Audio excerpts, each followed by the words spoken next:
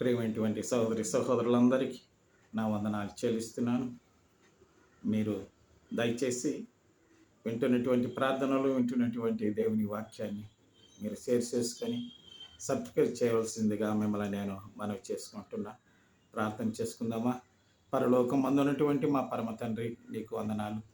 కొలిమి లాంటి మహాశ్రమలతో ఉన్నటువంటి బిడ్డల కొరకు, అగ్ని లాంటి మహాశ్రమలలో మా స్వామి ప్రభు నడుస్తున్నటువంటి బిడ్డల కొరకు, నాయన కుటుంబ సమస్యల చేత బాధపడితేనే బిడ్డల కొరకు, నాయన తల్లిదండ్రులు లేని బిడ్డల కొరకు ప్రార్థన చేస్తున్నాను. విధవరాండ్ర కొరకు ప్రార్థన చేస్తున్నాను.